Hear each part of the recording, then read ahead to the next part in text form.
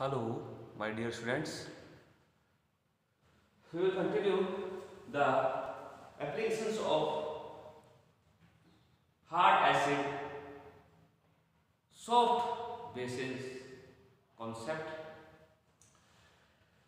We already discussed about the stability of the complex uh, metal or presentation in nature of the metal ores and the propagations direction of the propagation of the reaction. हम अभिक्रिया की गति अभिक्रिया होगी कि नहीं होगी उसके बारे में, संकुलों के स्थायित्व के बारे में और वो किस प्रकृति के रूप नेचर में या प्रकृति में किस रूप में जो है धातु एस पाए जाते हैं उसके बारे में हम HSAB soft hard acid basic concept पर डिस्कस कर चुके हैं।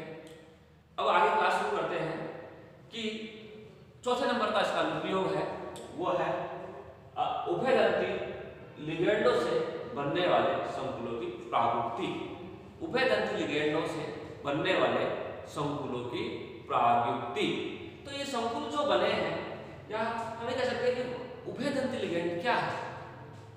Ambient what is the ambient ligands? तो वो एम्बिडेंट लिगेंड्स या उभयदंती यानी एक लिगेंड ऐसा कि जो दोनों सिरे से धातु के साथ जुड़ सकता है। एक बार जैसे कि एग्जांपल सल्फर के साथ और एक बार जो है थायोआयोसाइनेट है। थायोआयोसाइनेट के अंदर एक बार तो वो इसके साथ जुड़ सकता है और एक बार जो नाइट्रो के साथ जुड़ेगा। तो दो चीजें अलग अलग देखने को मिल रही है। इस प्रकार का लिगेंड जो है वो कहलाता है हमारा उभयदंती लिगेंड, एम्बिडेंट लिगेंड। तो ये एम्बिडेंट लिगेंड जो है वो धातु के साथ में जुड़ सकता है दोनों तरफ से। तो इसका पता भी हम स्ट्रॉन्ग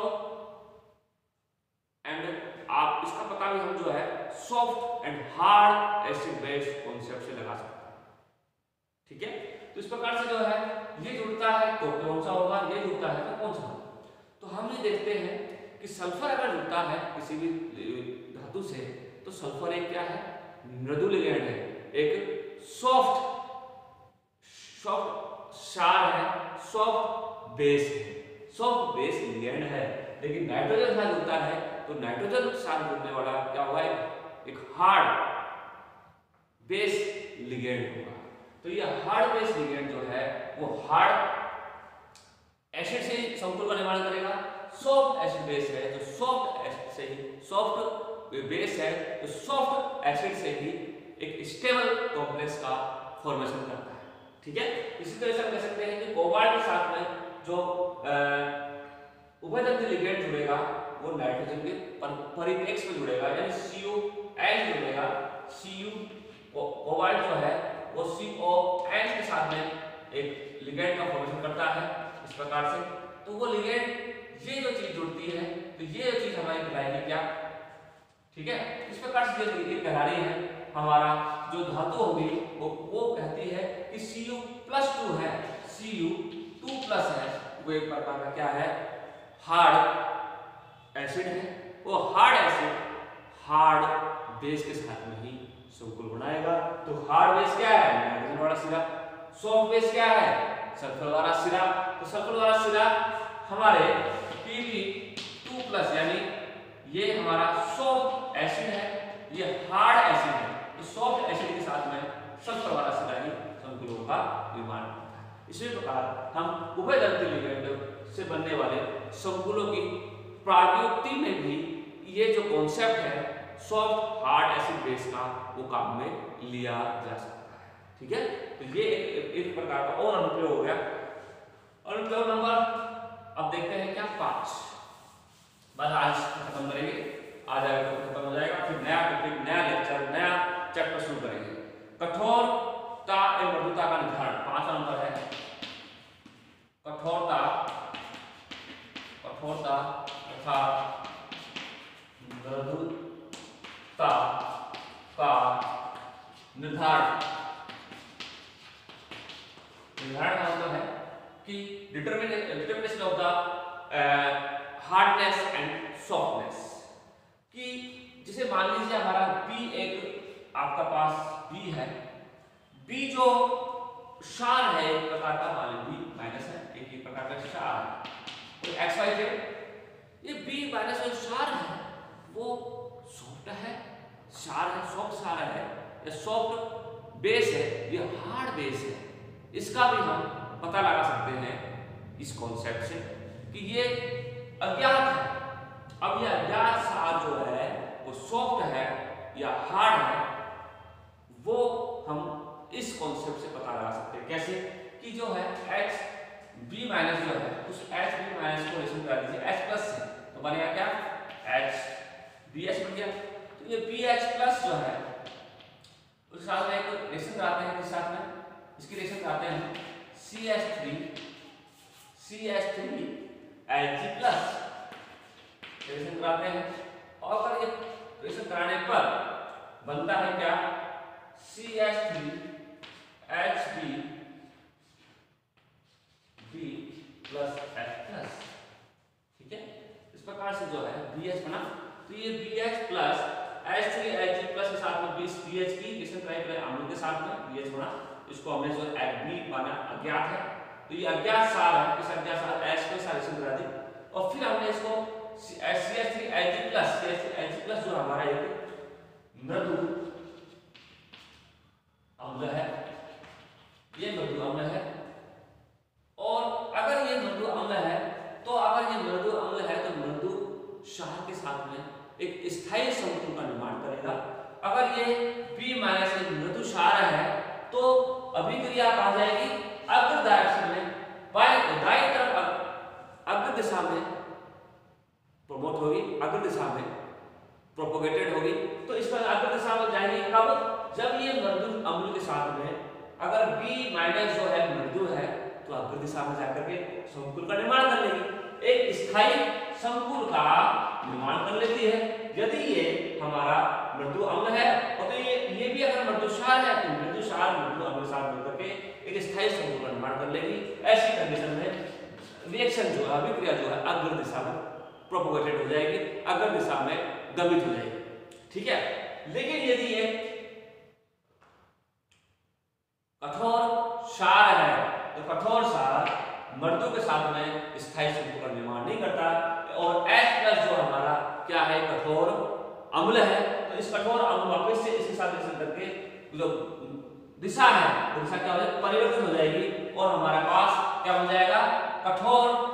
अगर ये कठोर है तो कठोर के साथ रिलेशन करके दिशा जो अभिक्रिया है वो अग्र दिशा में ना होकर पश्चिम दिशा में अभिगमित हो जाएगी, और ये अपना स्थायित्व को pH प्लस के रूप में ग्रहण कर लेंगे और एक स्थायी संकुल का निर्माण कर लेंगे, यदि ये हमारा क्या है कठोर है। तो अगर ये हमारा मृदु होगा तो इधर से अग्र दिशा में जाएगी, अगर ये हमारा जो है कठोर ना होकर के मृदु कठोर है तो अग्र दिशा में नहीं जाएगी, अगर ये मृदु है तो यह अग्र दिशा में प्रोपोगेटेड होगी, अगर ये कठोर है तो वो की वही एज इट इज रह जाएगा और पश्चिम दिशा के अंदर रिएक्शन हमारी चलेगी।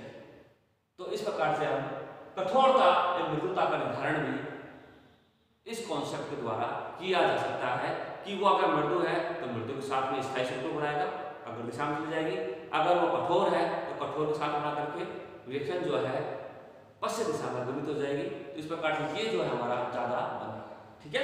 इस प्रकार से ये अनुप्रयोग कठोरता और मृदुता के रूप में पता लगाया जा सकता है। छठे में देखिए नंबर 6 है हमारा कि that is the concept ऊष्मांगी उत्प्रेरक।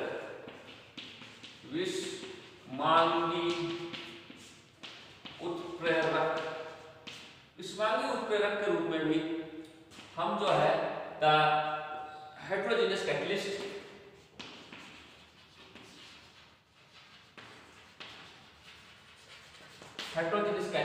उस ऊष्मांगी उत्प्रेरक के रूप में काम में लिया जा सकता है।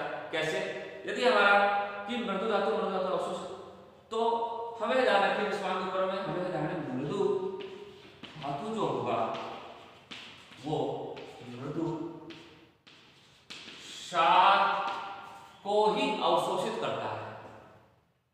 इसलिए हमारा यदि ऊष्मांगी उत्प्रेरक इस प्रकार से है तो हेटेरोजेनियस कैटलिस्ट होगा। तो कैटलिस्ट होने के बाद में अगर हेटेरोजेनियस कैटलिस्ट क्या है मृदु है तो तो मृदु को ही क्या करेगा, वो अवशोषित कर लेगा और अवशोषित करके समतुल का निर्माण करता है।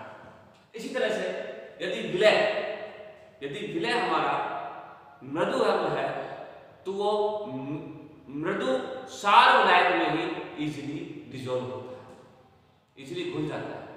तो इस प्रकार से हम विषवांग उत्प्रेरक के रूप में भी हम काम में ले सकते हैं। लास्ट इसका है 7वां नंबर, लास्ट हमारा इसका अनुप्रयोग है वो है रासायनिक अभिक्रिया की बल गति। रासायनिक अभिक्रिया की बल गति यानी kinetic reaction, the kinetics of chemical reaction, the kinetics of chemical reaction. तो काइनेटिक्स ऑफ केमिकल रिएक्शन का मतलब ये है कि कोई भी हमारा इलेक्ट्रॉन स्नेही है या फिर जो है नाभिक स्नेही अभिक्रिया है, इलेक्ट्रॉन स्नेही है, नाभिक स्नेही अभिक्रिया है, इसका भी पता हम उसकी मृदुता और कठोरता का गुणों का निर्धारण कर सकते हैं कि नाभिक स्नेही या इलेक्ट्रॉन स्नेही अभिक्रियाएं अम्ल व क्षार की मृदुता एवं कठोरता के गुणों पर निर्भर करती हैं। तो नाभिक स्नेही अभिक्रिया या फिर इलेक्ट्रॉन स्नेही अभिक्रिया भी अम्ल क्षार की मृदुता एवं कठोरता के अनुसार ही निर्धारित होती है।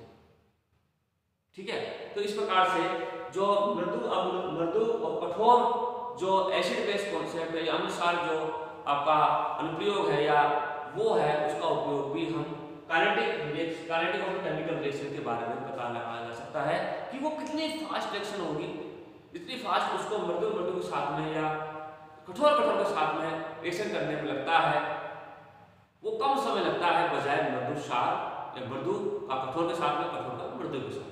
तो इस प्रकार ये कॉन्सेप्ट बड़ा इजीली निकल के आया कि हम जो है रासायनिक अभिक्रिया की बल गति के बारे में भी इससे पता लगाया जा सकता है। ठीक है, तो यहाँ तक इसका अनुप्रयोग हो गया कंप्लीट। और इस चैप्टर में लास्ट हम देख रहे हैं क्या, लास्ट कॉन्सेप्ट निकल के आ रहा है एप्लीकेशन के बजाय, वो आ रहा है सीमाएं क्या है, the limitations of the acid soft and acid base concept. The limitation of the soft hard acid base की सीमाएं या limitations of acid soft hard acid base concept. तो वो लिमिटेशंस क्या है, पहला लिमिटेशन देखिए, दूसरा, तीसरा, चौथा। तो ये चीजें जो है हम इसके पीडीएफ भी आपको मैं डाल दूंगा इसके लेक्चर के बाद में।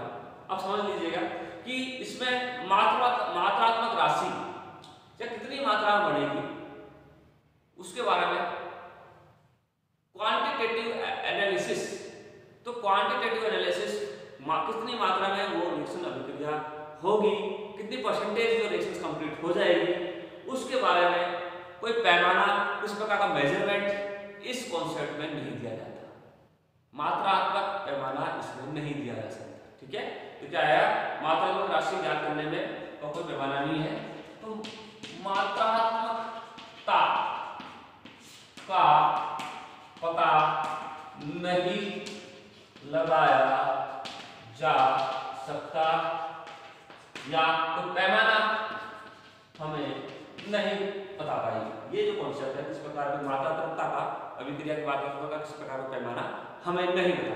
पहला ये सीमाएं होगी। दूसरा है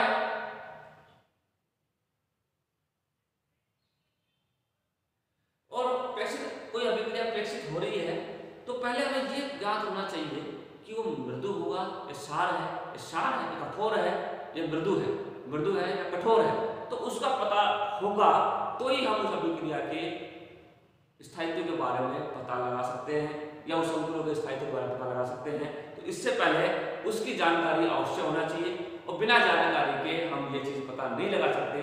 तो ये इसका एक बड़ा ड्रॉबैक है कि अभिक्रिया की सही जानकारी होनी चाहिए। तो इससे अभिक्रिया की सही जानकारी के लिए हमें ये पता होना चाहिए कि ये कठोर हुआ है या मृदु है, तो वो जानकारी हमें होगी तो ही हम किसी भी समगुणों के स्थायित्व के बारे में बता सकते हैं। तो जानकारी होनी चाहिए, अदरवाइज इसके बारे में बताने यानी ज्ञान जरूरी है। तीसरा है इस सिद्धांत में कठोरता मृदुता पदार्थ में अम्लीय एवं क्षारीय होने में कोई संबंध नहीं होता था।